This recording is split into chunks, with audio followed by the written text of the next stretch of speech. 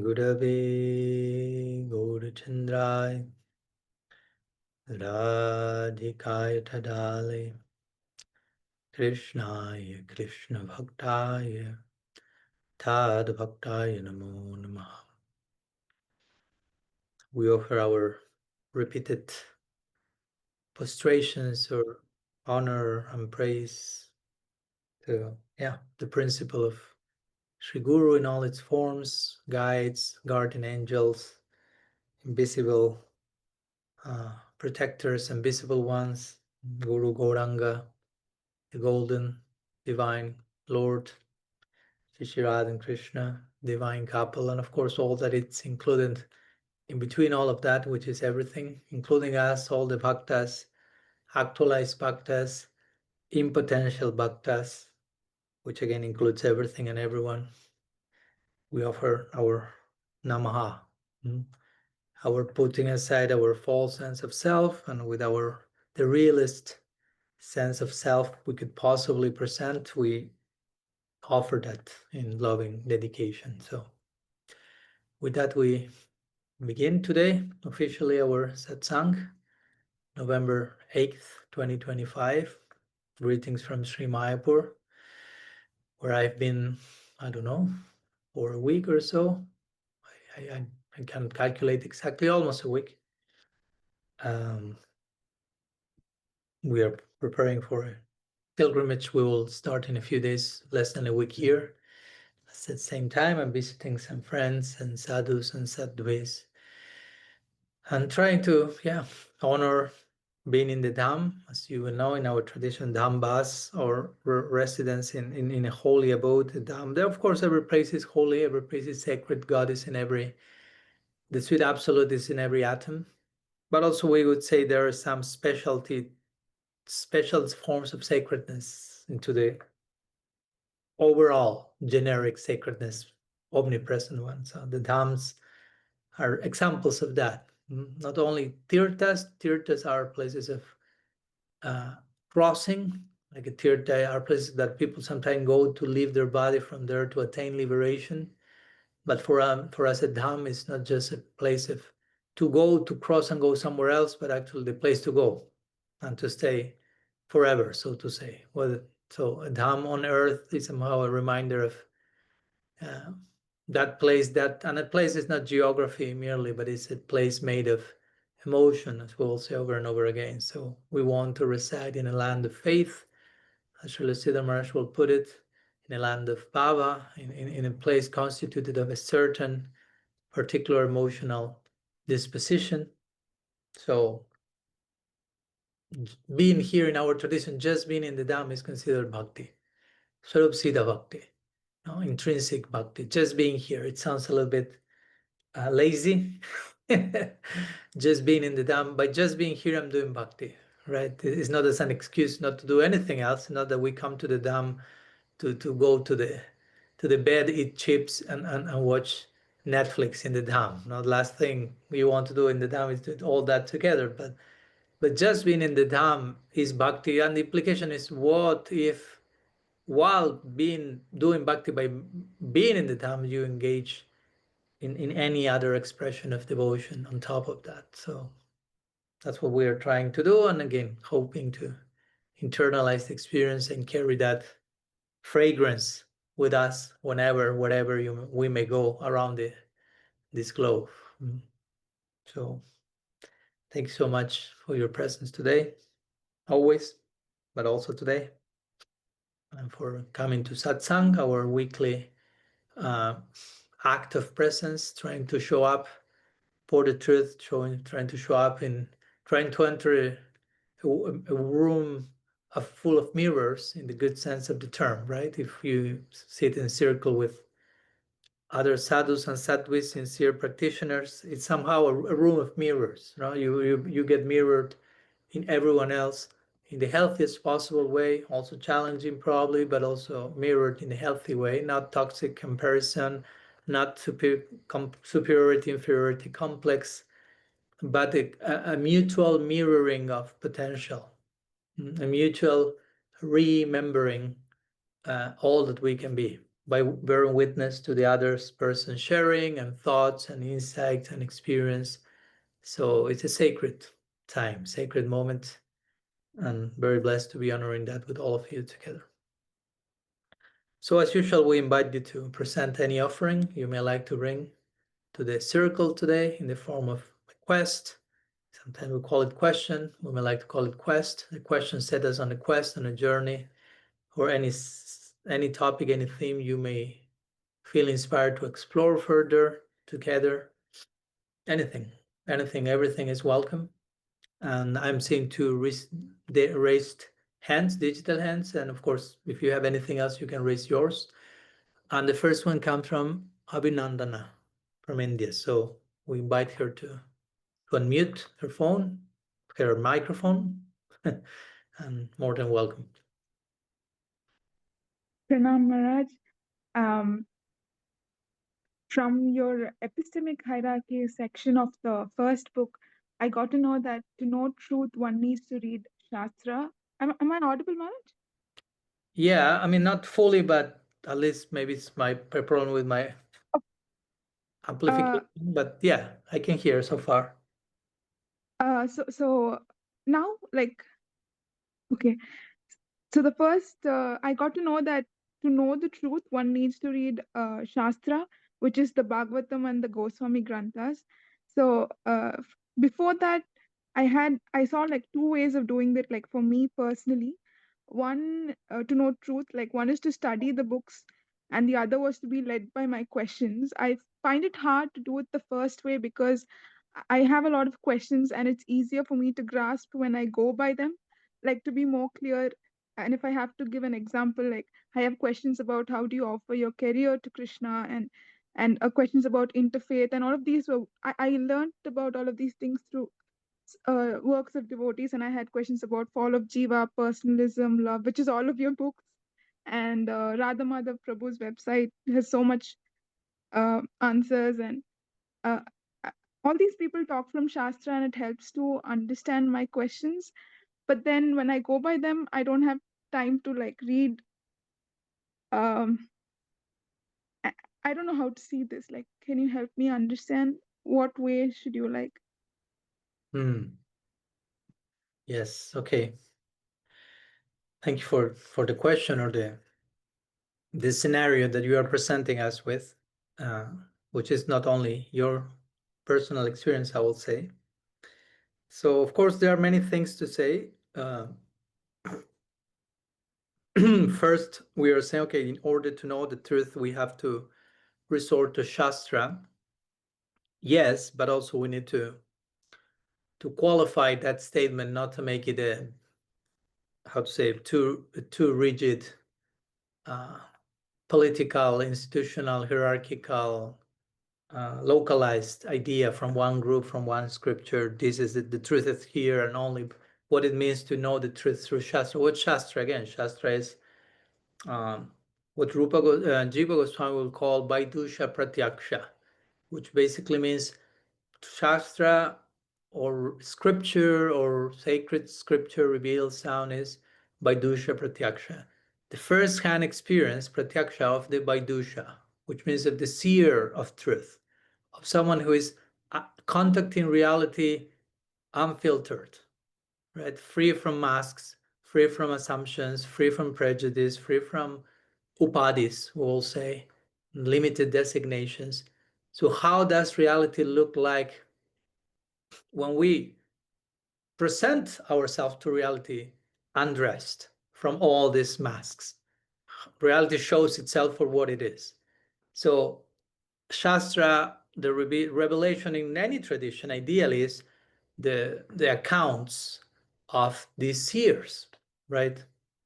So it's a form of pratyaksha. That's an important point. Pratyaksha means personal experience.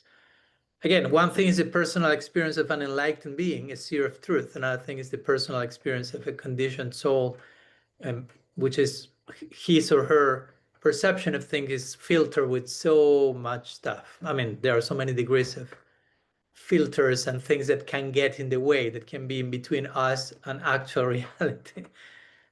And of course, Shastra is defined as the accounts of self, is self-evident in the sense that it's coming from seers of reality. Of course, we have to have our own experience of that. You cannot just accept what I'm saying blindly, because I can tell you, okay, this book I have here, whatever that is Shastra, is the revealed truth coming from the perception of seers, so I accept it completely.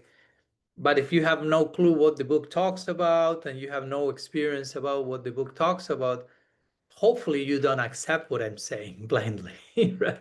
Because if not, you become a very easily potentially cult member. So my point is, in principle, that's it, but then we have to have our own experience connected to the experience of the people that are speaking in Shastra. Again, Shastra is the account, the experience of seers, but we have to have our own pratyaksha, our own experience in relation to their experience. So if we are honest and sincere, we will say that's our part of our adhikar or our eligibility qualification to look for the truth, because we are talking here about looking for the truth. First of all, you have to sincerely be looking for the truth. This is not like a casual exercise. Oh yeah, I'm looking for the truth. If I just happen to pop up on it, I'll welcome it to my door. If not, no, that's not looking for the truth. No, that's why once someone asked Srila Prabhupada, does anyone and everyone need a guru? I say no. Only those who are looking for the truth. Because ideally a guru is someone who will assist you in that pursuit, right? And train your vision for that. Again, ideally a guru is a seer of truth who will help the disciple to develop that eye as well. So again, Shastra is that, okay, Srimad Bhagavatam, Goswami Grantha, and I will not limit Shastra to only those two, which of course there are not only two. Goswami Grantha is a magnificent corpus of scripture, and Srimad Bhagavatam in itself it's not limited to one book. In one sense, the Goswami Grantha is an elaboration of the Bhagavatam, right? The very word Srimad Bhagavatam means that which is related to Bhagavan. So that which is related to Bhagavan is Bhagavatam. Therefore, we have Chaitanya Bhagavatam also, and so on and so forth. Brihad Bhagavatamrita, Lagu Bhagavatamrita. There are so many Bhagavatams over there. So I'm saying all this so we don't limit the notion of scripture to this book and this book. And that's it, that's Shastra. No, there's so much more.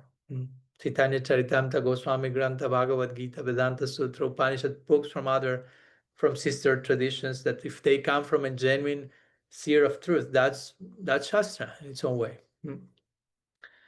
So, yeah, in order to know the truth, we have to contact Shastra, but again, we have to approach the revealed message with a genuine, sincere inquiry and willingness. Because if not, you may be reading the most esoteric, enlightened text, you may be in front of the highest saint, but if your heart is not in the right place, you may not receive much.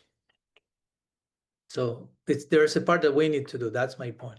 It's not about automatically opening Shastra, you access the truth. No, many people have opened the Bhagavatam and say this is a crazy account of an immoral god or whatever, no? By reading Rasalila and throw it into the trash bin. No? Many books of the devotees have been found in trash bin, by the way. And many people have been made devotees by finding those books in the trash bin.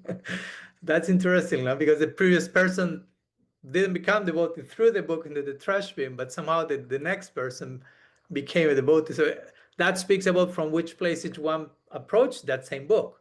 For one person, the book is worthy of being thrown into a trash bin. For the other person, a book is worthy of being picked from the trash bin, open, and so much more, right? So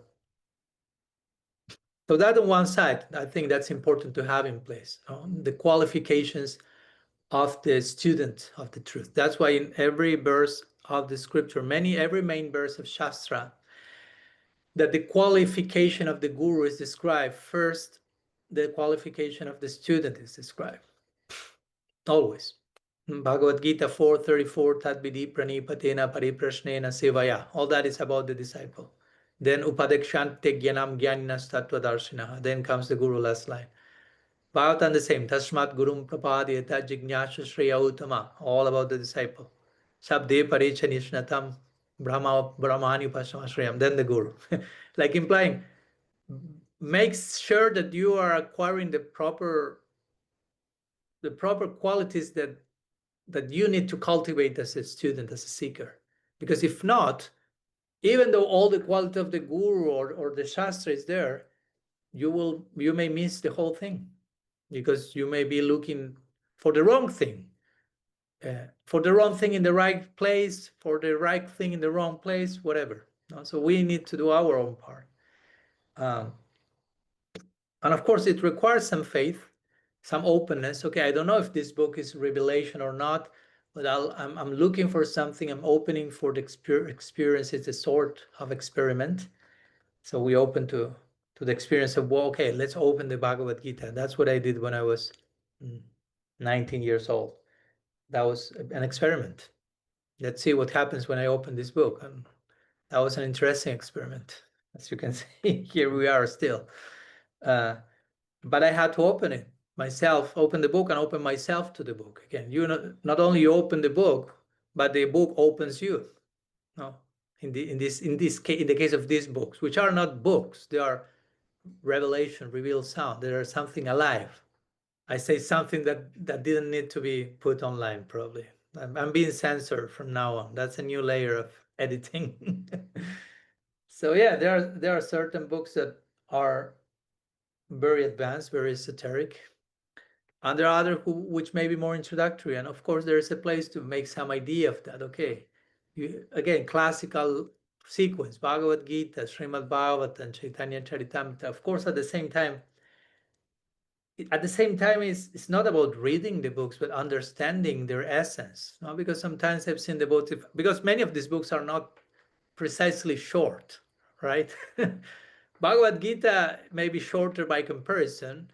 Still, it's not if you read with commentaries, but then you get Srimad Bhagavatam, right? Which is like 15 times, more than 10 times longer. Chaitanya Charitamrita, longer, very long. So for some, it's kind of a lifelong project to even dare to take the covering, this plastic covering of the books, and take that out, and then dare to open page one. Let's be honest, guys. We may not be, all of you, the most voracious readers in the plan. I'm nerdy by nature, so I have no problem devouring books and reading them many times. And I'm not saying that I'm better than you for doing that. It's just I was nerdy as a child, and I love to read always. But as the time progresses, people read less and less, unfortunately. So then I give you a book of 18,000 verses. It doesn't sound too user friendly. It may sound a little too, or we think, okay, then I have to read it and I have to finish it. So we read the Bhagavatam more in like thinking about when to finish, like when you chant rounds and you're thinking when to finish the rounds. That's not the ideal way of chanting rounds, and that's not the ideal way of reading the Bhagavatam. No, it's not like finishing and then telling all your community, I read the Bhagavatam now, I finished it. The very moment you say I finished it, you show that you didn't understand anything. Because how can you finish reading the Bhagavatam? No. If you say I finished it, you are finished. Because the nature of the Bhagavatam, the nature of the Gita is that they can never be finished. They're eternal, they're ever evolving, their intrinsic meaning is always expanding. So you cannot finish it, you shouldn't read it thinking that you can finish it or you should finish it. And by mere reading of a book, that doesn't warranty you understood it. So that's why in those same books, over and over again, you find the emphasis of guru, sadhu, sangha, in order to approach Shastra. Yes, Shastra is so important. But in Shastra, you find interaction between teacher and student over and over again, and discussions and sharing among peers, and lots of questions, as you mentioned, Abhinandana. It's not that this is a separate affair. You may say, okay, my way of understanding the truth is by having multiple questions and asking them with someone that I trust, etc. And you go to Shastra, and that's basically the main pattern of Shastra. People being filled with questions. presenting them to a relevant other. No? Parikshit Maharaj to Sukadeva Goswami, Arjuna to Krishna, Yudhishthira Maharaj to Narad Muni, Vyasadeva to Narad Muni to Brahma, whomever is in the session. But you, Mahaprabhu to Ramananda Roy, you name it. But if you see it from that perspective, the whole main corpus is always back and forth, Ishtagoshti, no? Questions and answers, Q&A. So that's a very intrinsic pattern and way of learning the truth. So that's why that's recommended. One, if one approaches a scripture, and scripture again, it doesn't end with the classical works. No, Shastra also extends to contemporary books that can be written by practitioners of all times. So it's not again, okay, Shastra is only books written from 1 millennia ago and before that. After that, Revelation is not that sacred any longer. So no. Of course, after that, whatever is written in a particular tradition ideal is based on the original revelation, but also should add further, not only further insight, but further language and articulation that makes the sharing relevant and relatable to where we are in our journey today. So in that sense, in some cases, and I hope you understand my point and you are not scandalized by it, and in many cases, books written by contemporary sadhus may be more important for us. Because in those books, again, as long as they are based in the ancient revelation, they are conveying the essence of the Bhagavad and of the Gita, of the whatever Shastra, conveying its essence, many times devoid of some cultural baggage and details that sometimes may get in the way, in a language that may be relevant with added insight, because again, this original revelation is not stuck in time, it's a living thing. So that living thing should be expressed through contemporary members of a parampara, of a lineage. That's why we speak about the living school. No, parampara is a living school. It's not just parroting or copy pasting what has been said centuries ago without adding anything new in terms of depth and breadth and whatever. So that's how the transmission remains alive, and we can feel alive. We can feel the live wire, the connection with the current. The current should remain current, right? To make a play of words. So again, and it's always important to have someone that accompanies us. You can use the word guide, mentor, guru. That's a word only, but it's useful. So in that case, according to our situation, to our mood, there can be some adjustments. For some people, it may be required. Okay, give me the sequence. Start with this book, this. But the same sequence of book may not be applicable for other person according to their situation, their adhikar. Some people may have more questions than others, and for some people, the learning and the growth and the insight comes a lot by this back and forth in Ishtagoshti. So it's very personalized at the end of the day. There is no like final formula. So again, I personally will think, yeah, it's good to become familiar with the ancient revelation, so to say, the original revelation of any tradition you are belonging to, but also at the same time not get quote unquote stuck there in the sense of I won't read anything from anyone else because that's never as good as the original one. Now, if the original one is really truly good, it will create a further expansion of that goodness in the form of subsequent works and revelations coming in a living school of students and teachers. So I'm not giving you any definitive answers, you can see, Abhinandan, but I don't know if anything of what I'm sharing makes some sense to you, is helpful. Thank you so much. I think I really need to go back and think about this, about what you have told. And it has definitely like striked a lot of points. I mean, something, thank you. And I will surely. Thank you. Okay. So before going to the next raise hand, I see raise hand from Jayadev and from Kanupriya. So we'll go there in a minute, but as most of you know, and if not, I'm introducing you to to part of what our satsang is about, which is our in-between breakout rooms that we like to call them breakthrough rooms as well, where we invite groups of 3 approx to get in more intimate space to share with each other any further reflections, any further churning, boiling of the milk, as Srila Prabhupada will say, churning of the ocean of nectar. You pick the analogy you want to make the what we are sharing even deeper and broader. That can only happen also in community, so we can get to continue connecting with each other on a deeper level. So you will be invited to this room for a few minutes, and we'll see each other in a few more minutes, continuing with our sharing. Welcome you back. Yes, it's always too short, we know it, but it will always be too short, and that's part of the deal, right? Always some thirst for more, ever evolving, infinite reality we are addressing. So there's always space for more, and that's our hope, that's our thirst, that's our cause of celebration. So I hope you had a nourishing time further turning this discussion on the topic that we just shared about revelation and shastra and guidance and how to approach this important truths. So we'll continue with the next raised hand, who came from Germany, with Jayadev Prabhu. So we invite him to unmute himself. Thank you, Swami Padmanabha. Thank you for providing and supporting the space. Such an awesome opportunity for me here.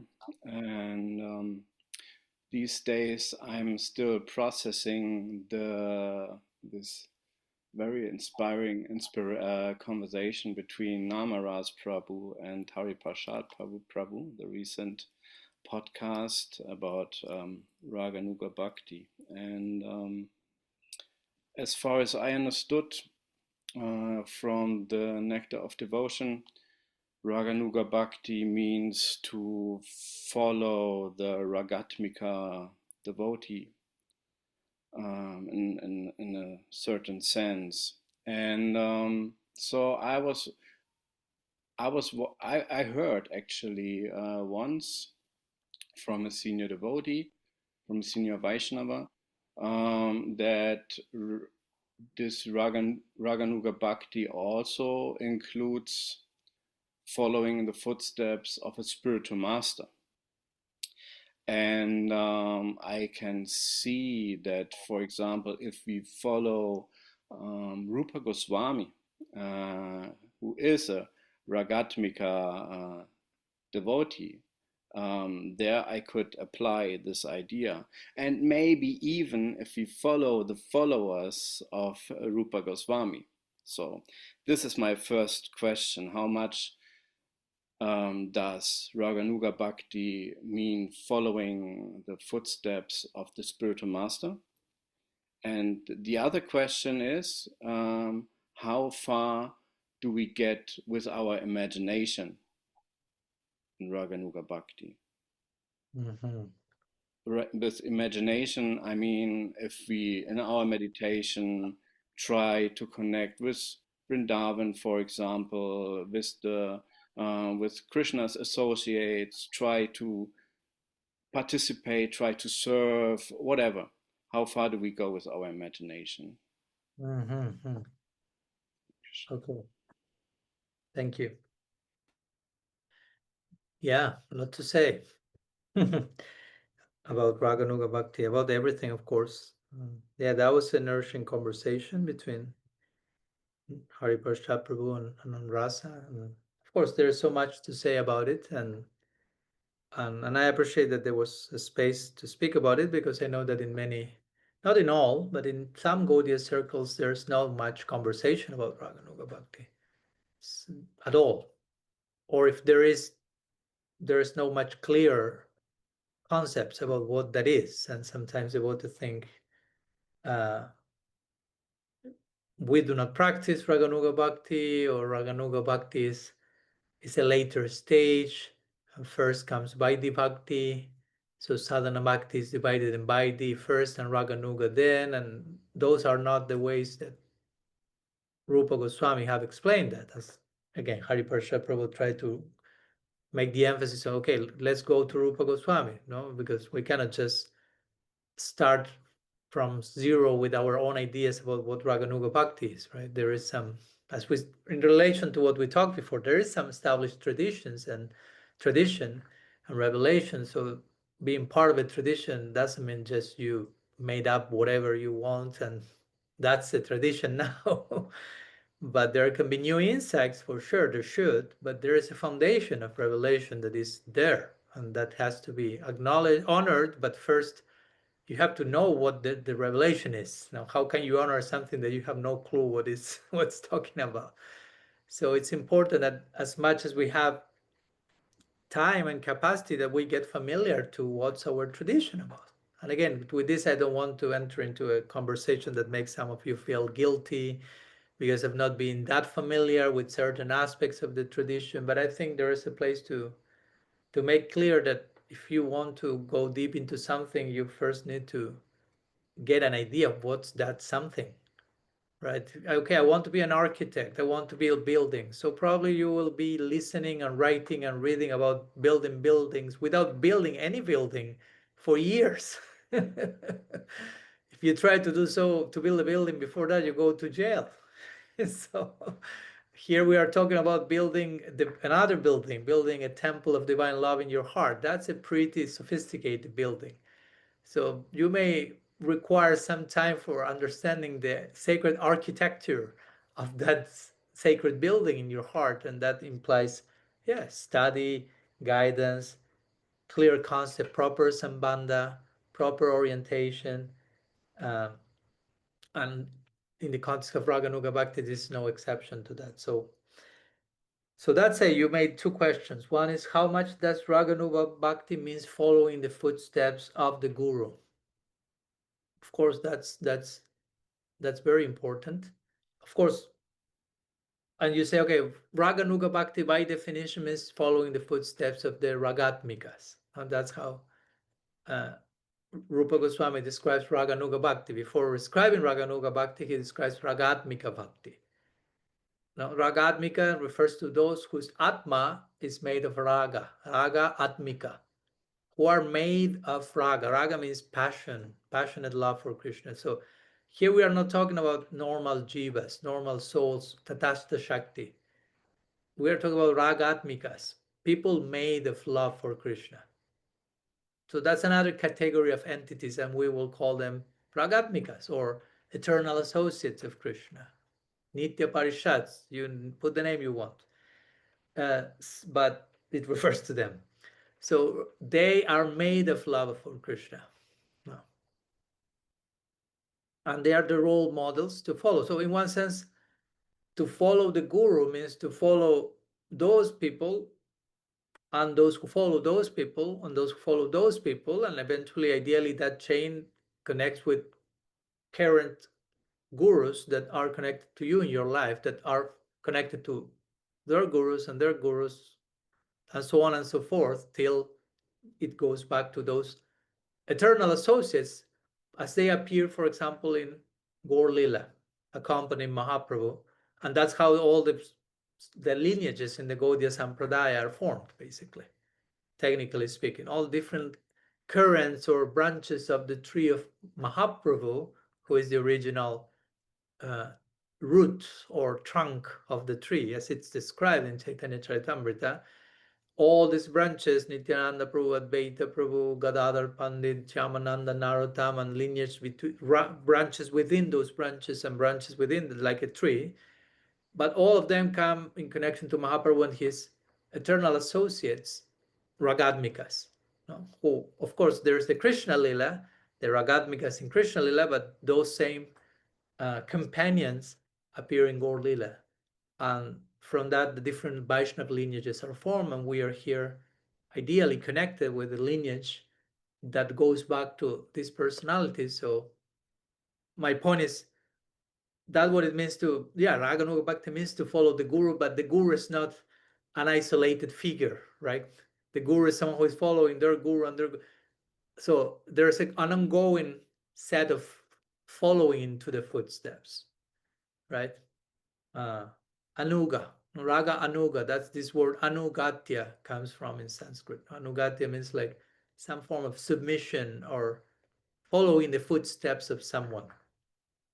And in itself, the expression following the footsteps is important. Today I met with a disciple of Srila Sridhar Maharaj. We're having a nice conversation about this principle of, okay, Rupa Goswami, follow the footsteps of Rupa, of the associate of Krishna in Vrindavan, and many times in our tradition we also receive this point. But you can start paying close attention to how they appear in Gaur Lila, because in Gaur Lila they appear as sadhakas, they appear as devotees practicing bhakti. So that may be quite relatable to where you are.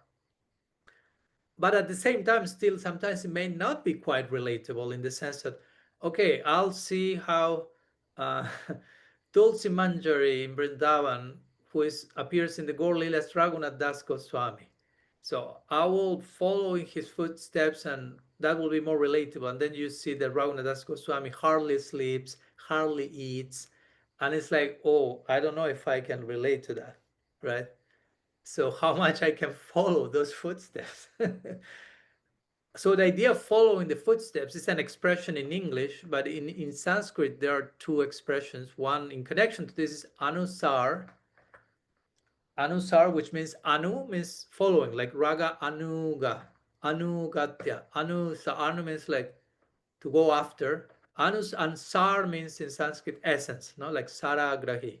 So anusar means to follow the essence of what they are conveying, which means to follow the essence means to be essentialist enough, not only to see the essence, but to see how that essence applies to your situation in a realistic way.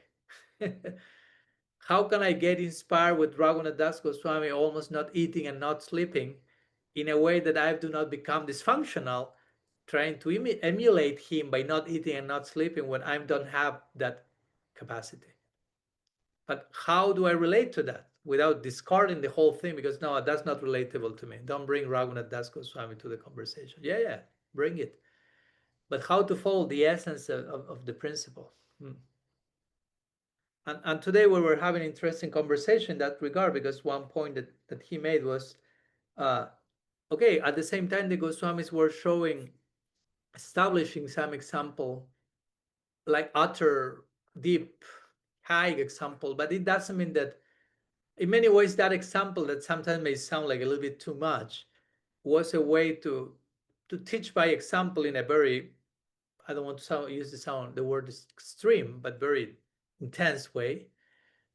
But it doesn't mean that we were talking that has to necessarily be the way to do it. We were even talking about maybe on earth, giving the example to others they were like that, but in the Nitya Navadvip, in eternal Navadvip, when there's nobody you need to preach to, you may not need to be that intense, because you don't need to give an example to anyone. They're all enlightened beings. But again, following the footsteps, anusar. Anukar means imitation. So we don't want to imitate in a way that is copy pasting without acknowledge where I am. So following the footsteps of the Brajavasis, of the Goswamis, or of the Guru even, again, means also a deep acknowledgement of where I am now, and of course a deep willingness to move forward, to grow, but based on where I am now. No, I cannot try to follow the essence or the footsteps of my guru, of my gurus, in a way that is an escape from where I am now, because many times we end up doing that. In the name of following the footsteps, we are just running away from where we are and who we are.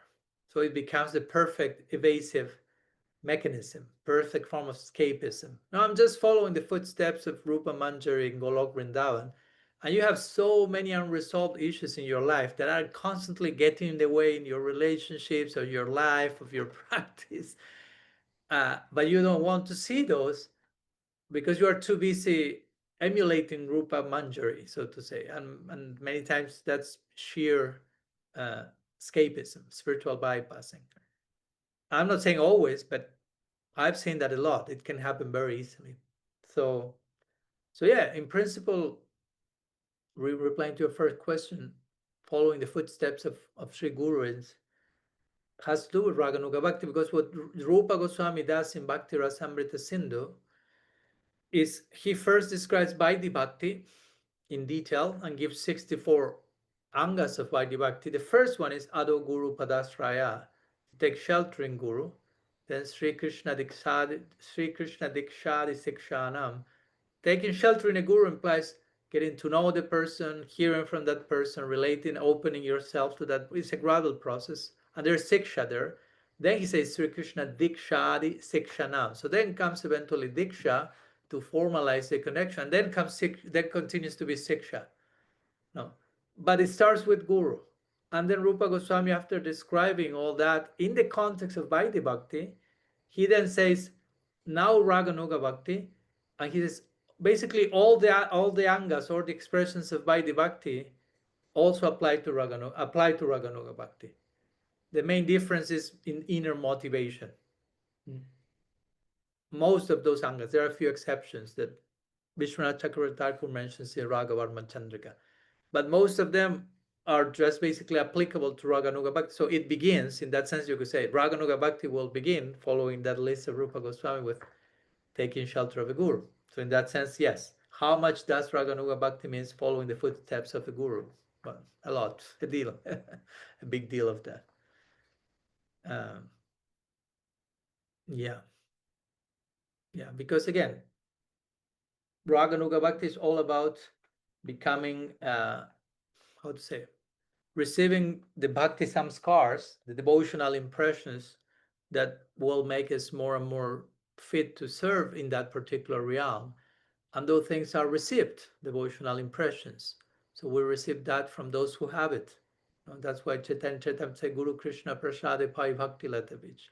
The seed of the creeper of devotion is given, or one receives that by the grace of Guru and Krishna. So there's a giving and a receiving of that. So yeah, it's crucial to have that connection, you know, with different people that are in that mood, basically. Whatever mood one is looking after, or many times one is not looking after any mood to begin with. And eventually one ends up having certain mood by having been associated with people who already have certain attraction.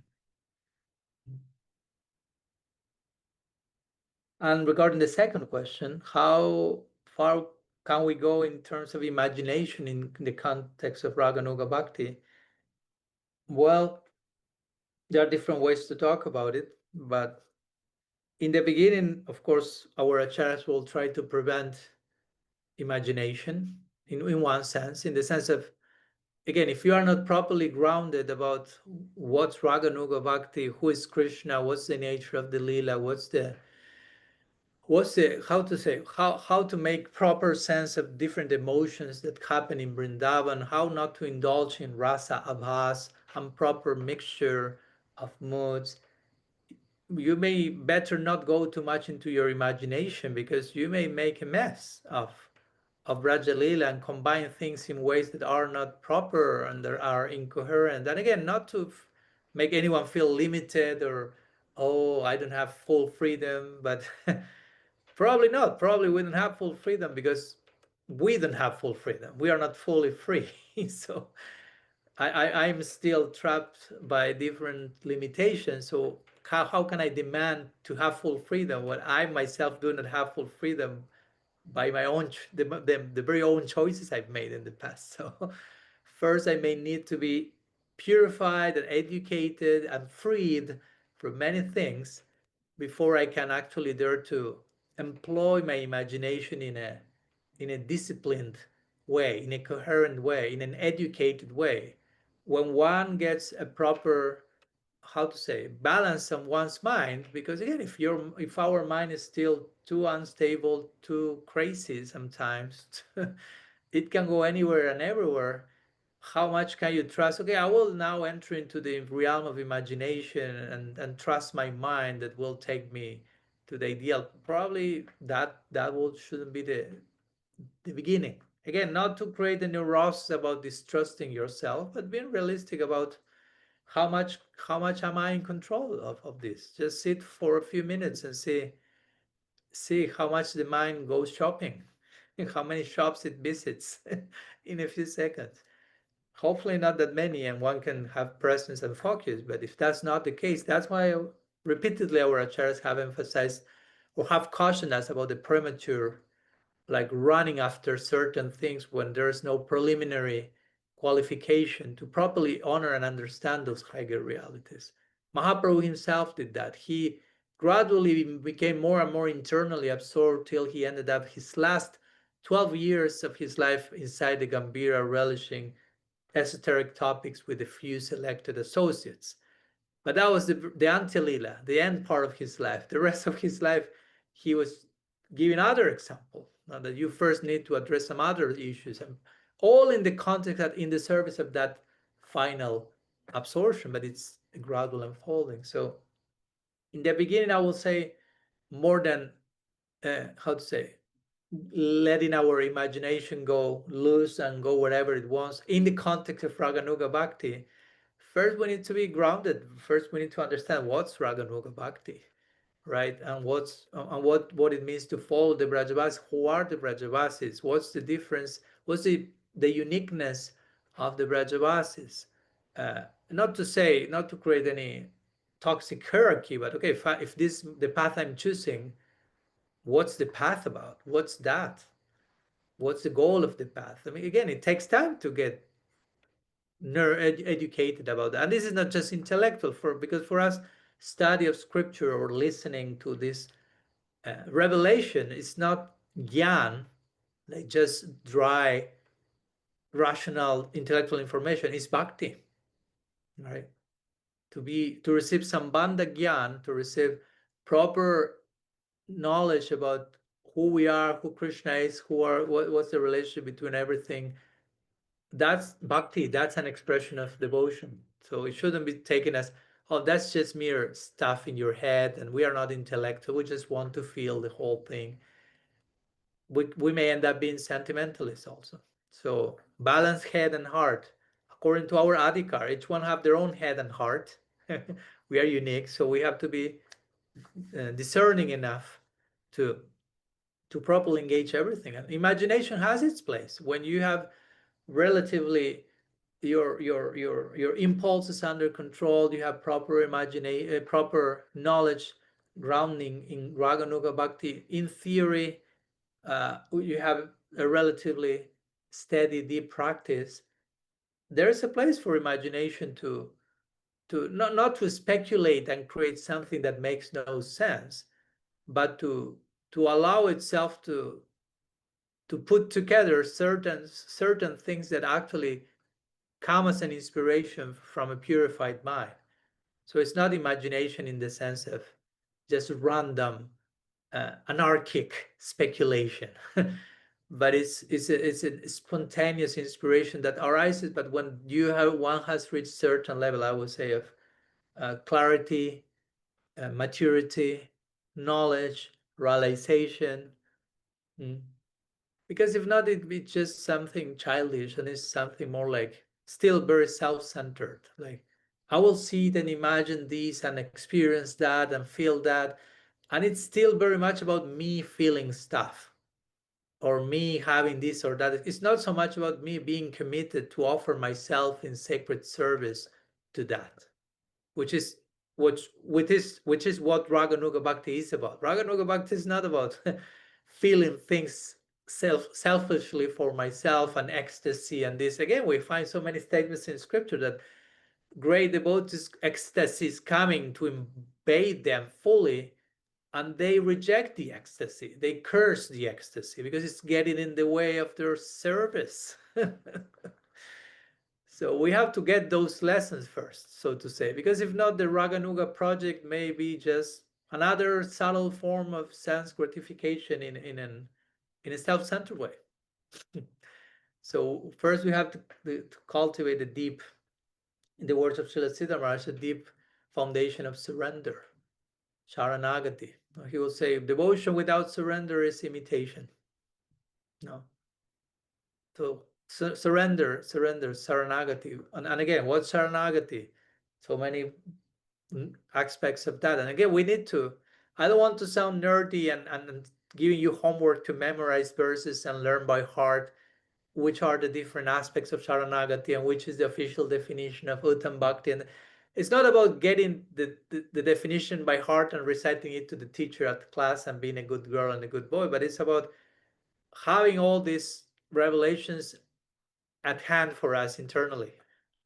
So, and I can make them a constant reminder in my heart on a daily basis. Okay, what's Saranagati? What Jiva Swami said? What's the Angi of the 6 Angas? What's the main aspect? Koptri Varana. You are being maintained by Krishna. Okay, how to enter that spirit? How to live my life from that? Again, if I have no clue about that, and it's just a concept in a book, again, it's not just a concept. It's something that you can, again, learn by heart. That's a beautiful expression in English. We don't say learn by head. It's learn by heart. But generally we think committing it to memory. Learn by heart is way better. Maybe it starts with the heart, the head. You hear the concept, but then it has to go down and converge into the ocean of the heart. So anyhow, I'm going here and there, but a few words also on the role of imagination. But again, many times, rather than resorting to imagination in a premature way, because many times, again, imagination may be a way of escaping reality, in the sense that so many things may be already knocking on our door now, and instead of opening that door and learning from that, we may be escaping into imagination, like daydreaming, so we don't have to confront the here and now, in which we can find Krishna. Like also we were talking today with this disciple of Srila Maharaj Bhaktinandan Swami. I didn't mention his name. So we were talking how Krishna in the Bhagavad Gita speaks about how we have to understand the nuances of dharma, what's not dharma. Everything can be dharma or adharma, depending what's going on internally. Externally may take so many ways. Arjuna battling in the Kurukshetra is, in one sense, a highest form of ahimsa, but it doesn't look like ahimsa. And someone may be passively witnessing a form of abuse without doing anything, and that's violence, though externally it sounds very passive. So we were exploring all the things, and we were saying how at the end of the day, the conclusion of the Gita is Sarvadharmam Parityaja, abandon everything and just surrender to me. And Srila Siddha Maharaj interprets that verse, the conclusion of the Gita, as in relation to the gopis, that the gopis received so many obstacles, so many challenges, and like Arjuna was in a situation of challenge, the gopis are in so many challenges that put to test their devotion. I mean, Krishna plays the flute, and it doesn't mean that they have an Uber waiting on the door and they can slip in through the night and meet Krishna without any problem. There's so much risk taking. So my point with all this is, they receive the challenge, they receive the obstacle, and they get nourished by the obstacle. They include the obstacle in such a way that it nourishes their love. So that's the gopis. That's the highest example to be followed in raganuga bhakti. So a way of practicing raganuga bhakti also is not only to run into my world of imagination and visualizing the gopis sorting out obstacles to reach for Krishna after this flute call, but also how do I deal with the obstacles that I perceive in my daily life and get nourished by those obstacles in my avisar, in my love journey towards the divine. So that's another way of being realistically applying the essential principles of raganuga bhakti on a day-to-day. And again, I don't need to resort to imagination there. I just need to confront things in a very concrete way. And maybe use my imagination in thinking, in being creative about how to integrate this. What's the lesson here? If you want to call that a form of imagination or thinking creatively, how this thing that I see as a very big obstacle, undesirable stuff, can nourish my love journey, my abhisar.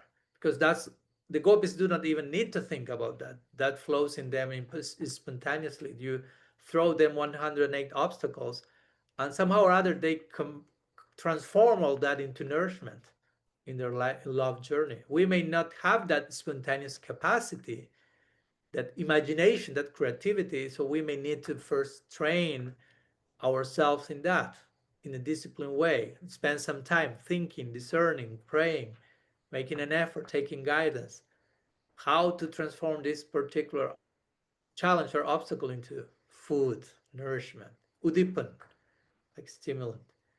So anyhow, some thoughts. I don't know if that addresses some of your points, Jayadev Prabhu. Awesome. Thank you very much, Swami Padmanabha. I'm really touched, and I took a lot of notes, and I will spend some time with the points you made. And yeah, I heard before that yeah, if we go in our imagination, we have to have boundaries, and maybe we should stop when it comes to touching of spiritual bodies, for example. Maybe we are not mature to get there. So very much, thank you very much to make some aspects clear here. Yeah. Thank you. And of course, again, it's not about stigmatizing imagination and making people feel afraid or bad or guilty. But as you say, healthy boundary, so we don't also run to imagination as escapism, right? And again, we can translate imagination, our current state for most of us, as thinking creatively, like imagining a new perspective of things. That's a way of talking about imagination. Okay, I used to deal with things in this way. Let's imagine a new way of dealing with it. Now, change your angle of vision, in Srila Siddha Maharaj's words, and how to deal with the challenges, nourishment. It's a form of working on with my imagination in a realistic way for my stage. And at every stage, there will be a healthy way of relating to imagination. It's not that it's canceled till this stage. No, at every stage, you can use your imagination, but in a healthy, realistic, corresponding way. Not escapism and not as repression or canceling, absolute canceling. So yeah, thank you. Okay, let's send you one more time to the breakthrough rooms for a few minutes, and so you can continue exploring imaginatively and creatively with healthy boundaries. What we just talked, it was, of course, it was two things into one, but all revolving around raganuga bhakti, following the footsteps of guru, and imagination, creativity. So see you in a few minutes back, and we next have Kanupriya's question. Welcome you all back. Hoping you had again exciting, dynamic, why not challenging sharing with all of you. If not challenging, it's fine. Whatever needs to be brought to the masala of today. So if my memory is not failing me, the next raised hand came from Kanupriya. I saw Vishaka raising her hand, but let's honor the proper order. And before that was Kanupriya from Scotland. We have two Kanupriyas, so I have to qualify the statement. So we invite Kanupriya to unmute herself, and then we'll address Vishaka's question from Sweden. Yeah, thank you very much. Actually, my question is somehow a little bit related to the first two ones. So I just found that very interesting how that always comes together.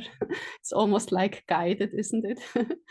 So I was actually asking myself, when I was in Vrindavan, I think it was 2 years ago, I was in a very beautiful satsang, and the topic was about prayers of our acharyas, and how important it is that we really pray and recite this praise of our acharyas. And then I asked the questions, and how about our own prayers? Because I feel it is very important that we try also to express our prayers in our own language, in what comes from our heart.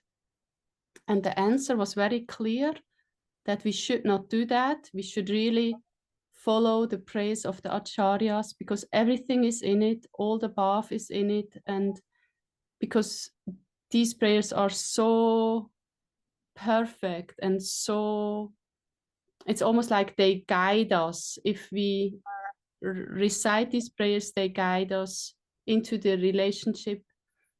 And I got this answer, and now during Kartik, I decided to write every day a prayer to Srimati Radharani, just at the end of the day, feelings that came out of my heart. And I really felt how this month was important to really, it was really enrich the relationship. I felt it is such a gift to find my own words and my own I don't know the word in English. Yeah, just to praise the divine in my own words. But then I still had this answer in my head all the time. You should not do that. You should follow the prayers of the acharyas. So I wanted to ask you about your opinion, Maharaj. What do you say to that topic? It seems that you already took your own decision about it, so I always do what I finally want to do, but that's not always the best. So I really would love to have a second opinion. I'm saying that in the sense that I agree with the way you did it, the call that took you to compose your own prayers. Again, I'm talking in general. I don't know the context in which you asked that question in that particular satsang, who replied, and we don't need to go into those details. But my point is, of course, as we say before regarding the topic of imagination, there can be some degree of caution to some people at some stage in terms of not necessarily that you cannot write your prayers and don't do anything by yourself, but also on the side more of, pay attention how these great personalities prayed. Now, it's not that what you pray for is wrong, but maybe by listening to their prayers or understanding them, that can broaden and expand your own idea of what to pray about, so to say, or to pray for, how to do it. And then, of course, you can still make it your own. You have to own those prayers. It's not enough that they've written them and I just copy paste them or repeat them. I'm not saying it's bad. Again, I've learned hopefully by heart many of those prayer sections in the Bhagavatam, because the Bhagavatam itself is filled with prayers, different sections of just one prayer after another, and they are beautiful. It's not like, okay, but that's not my own prayer, so I don't care for that. We shouldn't be that indifferent, right? So if it's always beautiful if you know, okay, here you have a saintly enlightened person praying to God. Probably you'll be curious, okay, how they are praying. No, what they are. It doesn't mean that I have to imitate. Again, it doesn't mean that I have to force myself to be there, but I should be ideally curious about, open to receive, learn to pray to begin with. But at the same time, of course, Krishna in the Bhagavad Gita says, Artha Jignasura Artharti. Different people approach me. Those who are afflicted by suffering and want relief, those who want money, basically, financial development, those who want knowledge, and some of those who want me. Not that many, he says with a side of sadness. But most people do not approach me for me. They want what I can provide to them. But and the point with that is, the implication is there are prayers attached to all that. right? The people who approach Krishna for money, they pray to, approaching Krishna for money means praying to Krishna for money. Approaching Krishna for relief of suffering implies putting that into prayer. And he's not saying that's all bad. He's saying probably that's where you are, and you can connect with that prayer more deeply because that's where you are. So let's begin there. So Krishna is not saying discard all that and just recite the pure prayers of Narottam Das Thakur always. Don't come with me with all the other stuff. I mean, he's saying there are different people, different approaches. Of course, we are in a school of bhakti, more specifically, we'll call it Uttam Bhakti, Shuddha Bhakti. So even in principle, in conception, we try to understand. And I was talking that day with a devotee who was in a complex financial situation, and he told me, Maharaj, I know I should not pray to Krishna for financial development. I know that's not. I don't want my relationship to Krishna to be about money. No, so he was in that, but he was in a really difficult place. So I appreciated both things. Like he said, I prayed to Krishna for that, but I at the same time, I've not felt guilty about it, but just felt I don't want that relationship with him. It sounds transactional. I don't want him to just be my money provider. So I appreciated also his expressing that. That's part of the dance of being a sadhaka, right? Like that shows that you are getting right, that at least in principle, we don't want to approach God to make him our servant, basically, right? We want to become servants, and we want to develop gradually some concern and identification with the service necessity, tending to the necessities of love, as I like to put it. So, but again, in that context, we cannot superficially just to imitate, as we say before, imitating, following the footsteps. We can imitate. We can read the prayers of our Goswamis and the Bhagavad, and so many prayers. There's an abundance. Bhaktivinoda Thakur, Narottam Das Thakur, entire books of prayers, Prarthana, Saranagati, this and that. And of course, that's beautiful and that's inspiring. And the scripture Bandhanam, that's one of the main expressions of bhakti. Bandhanam could mean to offer prayers, but to offer prayers also means you can recite prayer from someone else, but hopefully connecting them to your situation, right? Somehow make them relatable. It's not just the prayer of Vritrasur in the Bhagavatam, and I'm just like parroting it. And it has nothing to do with my life. No, try to own that prayer, how that speaks to me, and that takes some work. You need to enter into that. But also there is a place for offering your prayers and writing your prayers and composing your prayers. There's a verse in the Bhagavatam that says that you can praise Bhagavan. There's this in Sanskrit, you have this expression stava and stuti. One means reciting ancient prayers composed by someone else. The other means reciting or composing your own prayers in contemporary languages, so to say. And the Bhagavatam also say you can praise Bhagavan not only in Sanskrit meter, so to say, but also in your native tongue, and as you say, in your own wording, in your own, the way that it feels familiar and natural for you to address the Absolute. It's a way of owning all that, owning the relationship, making it more personal.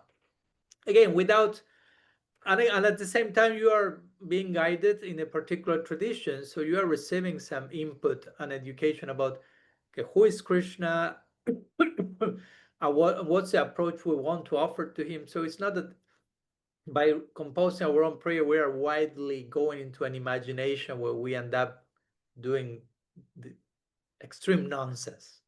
That's not the idea, of course. So that's sometimes why some people may say, no, don't do your prayers, don't write prayers, just limit yourself to, sorry, repeating these prayers. But also it's dangerous because even if, I understand the point, start by learning these prayers, but still you have to make them relatable to you. Because if not, there's a big, huge gap there. right? It's like there's Bhaktivinoda Thakur saying this, and I'm not repeating that, but I don't feel anything with that. And that's it's different topic, but related. That's why I personally also agree that many of these verses or songs that we sing many times in Sanskrit or Bengali could also be translated into our local languages, because many practitioners do not know Sanskrit or Bengali. So you can memorize the verse, but you don't know what you are saying actually. It sounds nice, it sounds cool, it's Sanskrit. Everyone is seeing me repeating and they know that I know it, but that's not the point of doing it. That it has to awaken some feeling. So if you don't know what you are singing about, probably you may not be able to fully convey all that could be offered if you knew what you were talking about. So sometimes, you learn what the Sanskrit or the Bengali means. So when you sing it in that language, you actually can add the feeling and not just be reading the paper, just not to miss the original letters and tongues, and you are trying to follow what to say in the next slide because you don't know how to pronounce it, and it becomes more a heady thing, trying not to fail and read properly, or translate those songs into your native language, or again, of course, you can compose your own songs.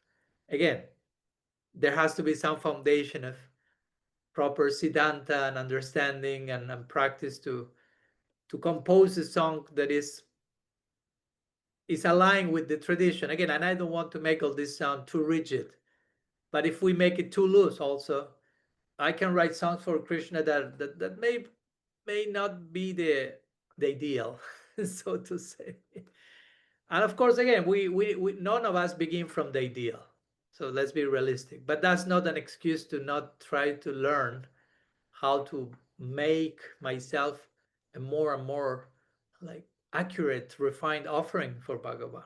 If I want to love Krishna purely, okay, what does it mean? It means a lot of things, and and it does not mean a lot of things.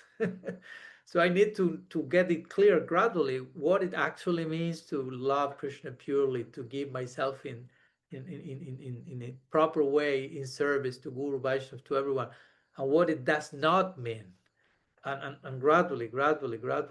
No? So, but yeah, there is a place I remember last year in our UK retreat, we gave one lecture on contemplative prayer, and I remember that one of the exercises or homework for the day, one of the two we made was I invited all the participants to write your own prayer to Krishna.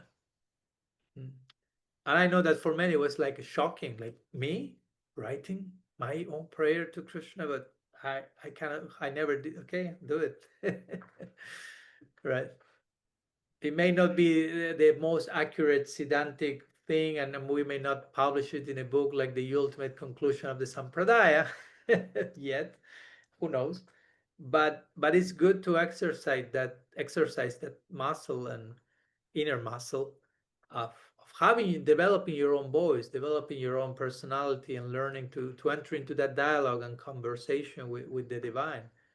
And if there is proper guidance, if there are some inaccuracies, so to say, or things that could be further refined, one will be open to that feedback, and that will happen in time, right? It is, but we cannot cancel that altogether till you become a pure devotee, so to say, right? It's not natural, and I will say that you felt that was not natural for you, and you had this need, and you made it practical into your Kartik vow, writing this letter, and to me it seems that it worked for you. So as it worked for you, it can work for many others as well. So I don't know if that helps. It helps a lot. Thank you very much. It helps a lot because I truly believe we do have an individual relationship at the very end, or with the divine. So then also our path should be individual. And if I cannot express my individuality, then I find it hard to start really to feel. I can feel if I'm part of this path and not just taking everything that is given to me. So and to start feeling means to start to express myself. And maybe it's imperfect at the beginning, but if Radha Krishna are unconditional love themselves, so that means they accept my imperfection. I truly believe that. It helped a lot. Thank you so much, Maharaj. Thank you. And again, it's always a very fine line because again, you cannot tell people, okay, you are not perfect yet, so you cannot write your prayers, you cannot speak for yourself, you cannot think, you just have to copy paste the perfect people. It's too much. But also you cannot say just do whatever you want and think and feel whatever you want and that's okay. It's too much also.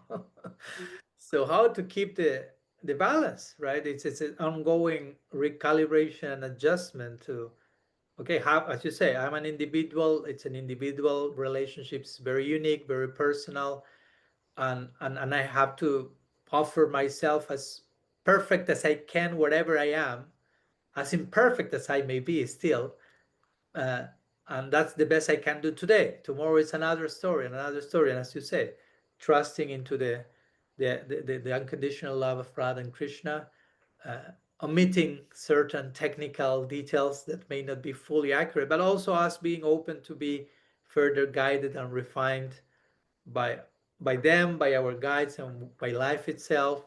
So if there's that sincerity, that openness, that's the most important thing, I will say. Yeah. Thank you. Thank you. Okay, let's go again to breakthrough rooms. Why not? And then we will finish with Vishaka's question.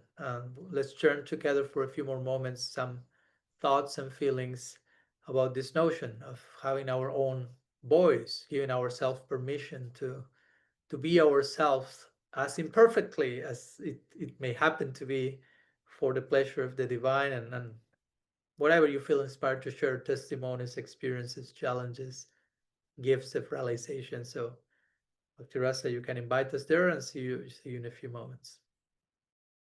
Okay. Welcome back one more time. Hey, still too short. What to do?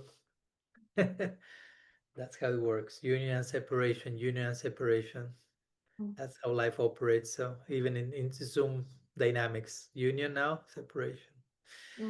So we'll conclude with Vishaka's question. I imagine it's Vishaka, though I see you accompanied today, so I don't know. Yes. Over there.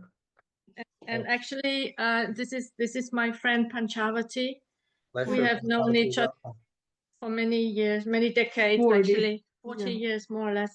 So it's actually my friend Panchavati who has a question today. Okay, welcome Panchavati, and please present whatever you would like to. Yeah, very nice that you have this particular program.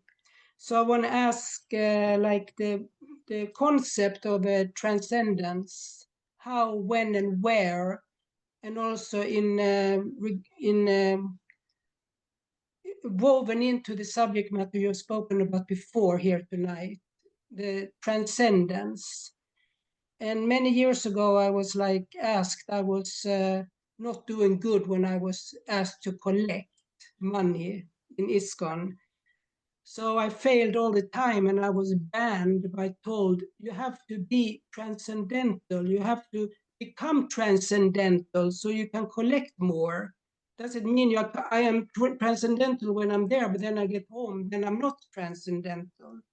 So I would like to understand the concept of transcendence. And when is that state right?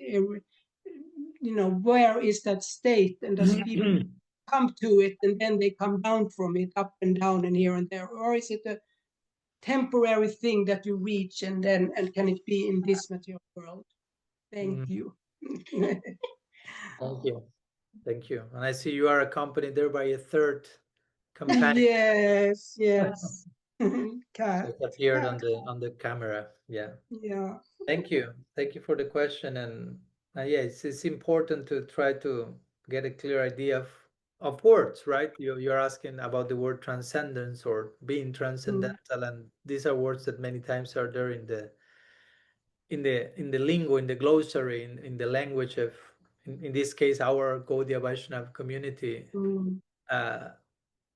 But what do they mean, right? Like we were saying, okay, surrender or humility or love, but what do we mean by that? Many times there is something else we mean, like the example you gave, which I never heard that, which is interesting. Well, like you have to become transcendental, which means collect more money. Right, Yes. right. That's very interesting, right? So if you are not a good collector, that you are not so transcendental. So Right. the fact that the more money in your pocket, the closer you are to God. Now you end up creating any and every philosophy. You can accommodate anything, right? So Mm. so that's interesting, right? But for me, with all respect to the person who said that, but that's, I wouldn't say it was with bad intention, probably, but it's a form of weaponizing the term, right? Transcendence means whatever I need to be now. So if I need you to collect more money, then being transcendental means to collect more money. If I need you to whatever, I need something. Okay, this is what now transcendental means. Now the definition has been updated today, and being transcendental today means the people who whatever wash more pots is more transcendental, because we need to wash pots today. So we Yes. Mm. redefine transcendence according to the need of the moment.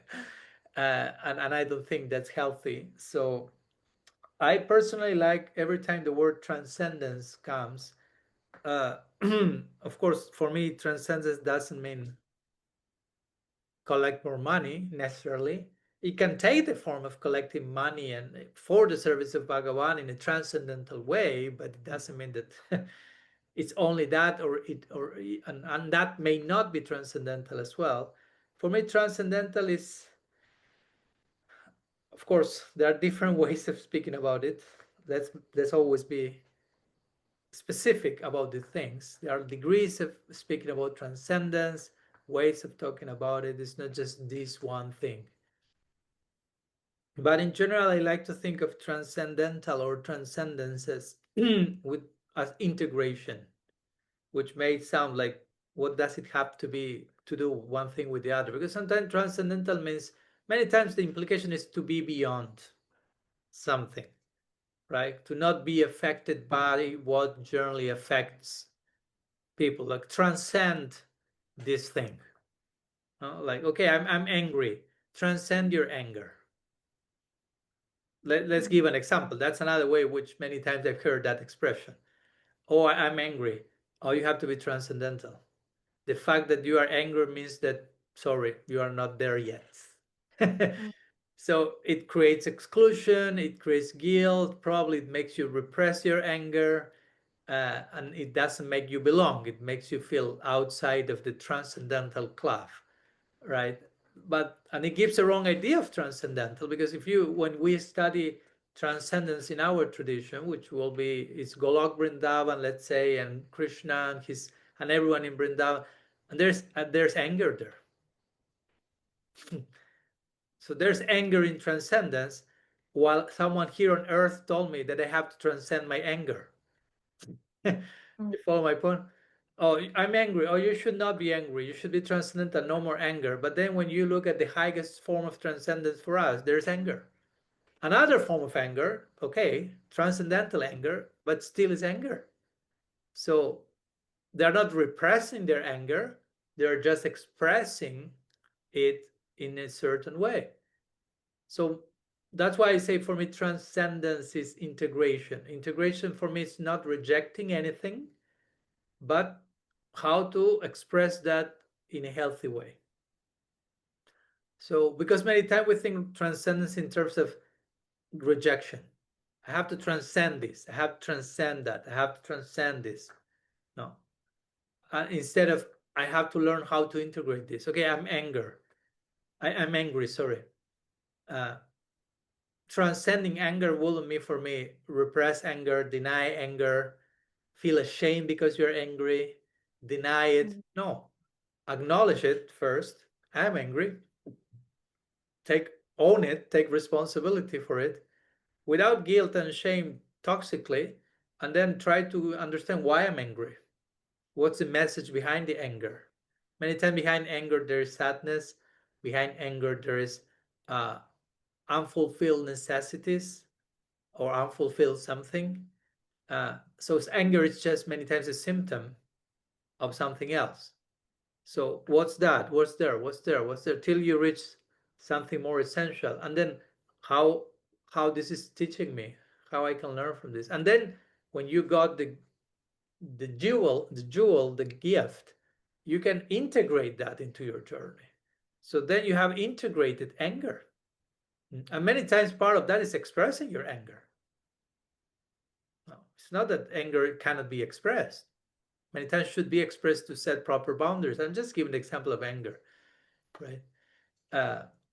So that's a way of integrating it. And that's transcending anger. Again, you're not rejecting it, you are integrating it, you're making it part of your journey in a healthy way, in a nourishing way. That's real transcendentalism. It's not about rejecting everything, because if you reject everything, you end up with nothing. So our tradition is not about rejecting, like Bhaktisiddhanta Saraswati Thakur say, our path is not neti,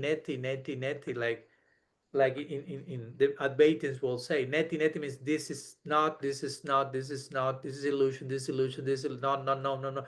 If you end up too much into that pattern, you end up, he will say, in the impersonal Brahman, because it's all about what's not, denying, instead of how to accept everything in a positive way in relationship to Krishna.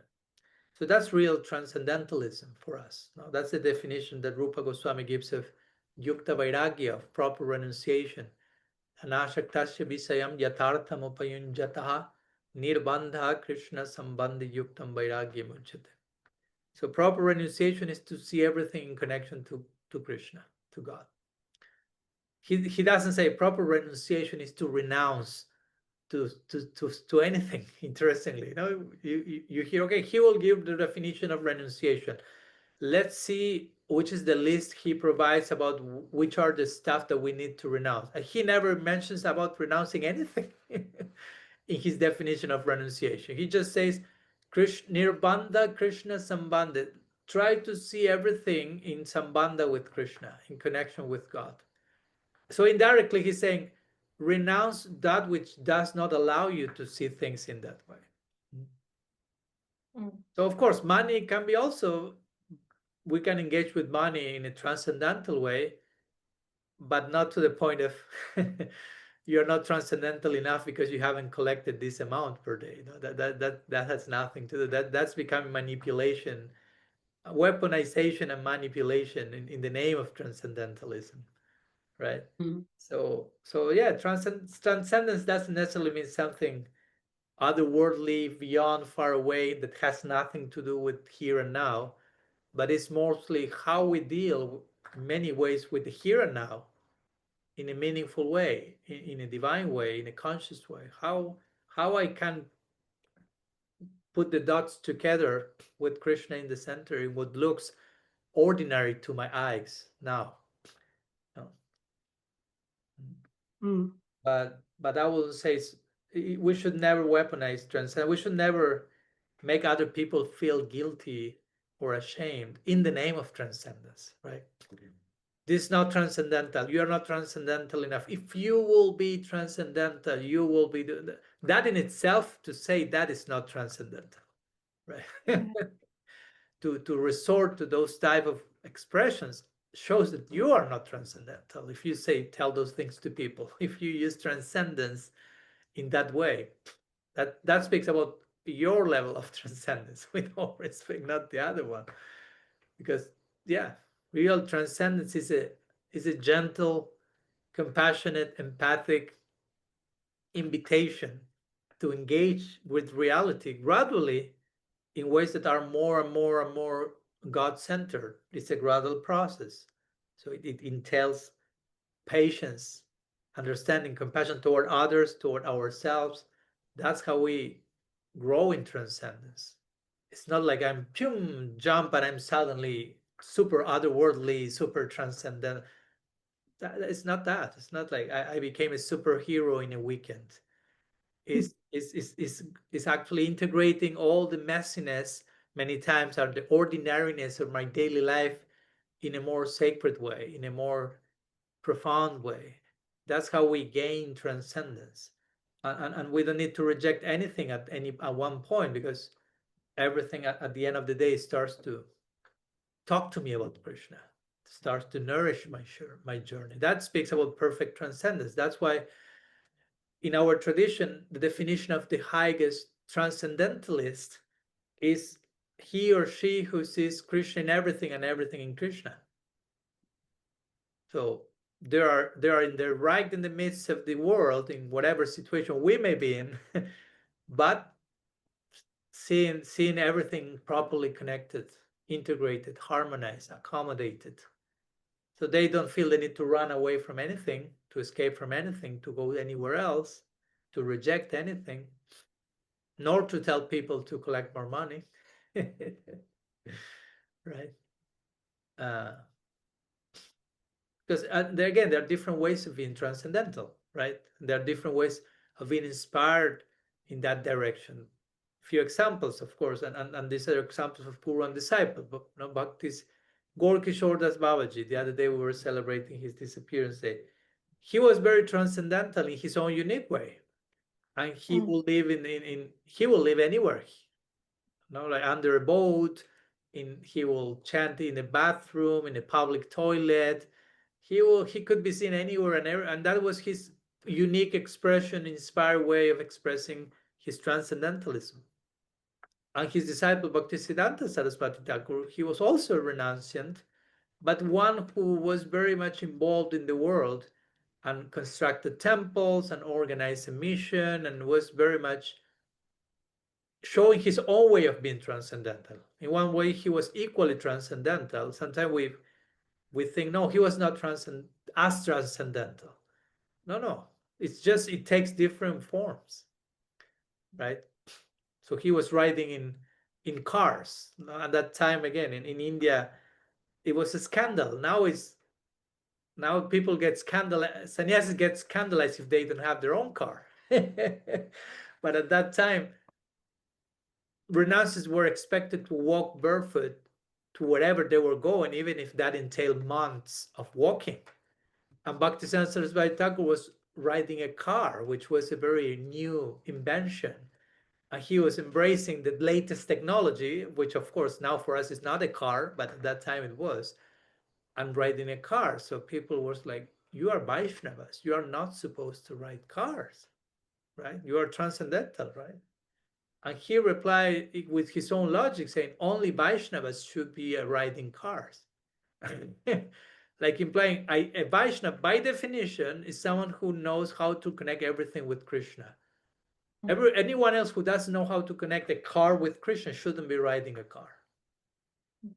That was his point, right? So, and he walked his talk. Again, he was not using that as an excuse to have 100 Rolls Royce, as some other people had, gurus.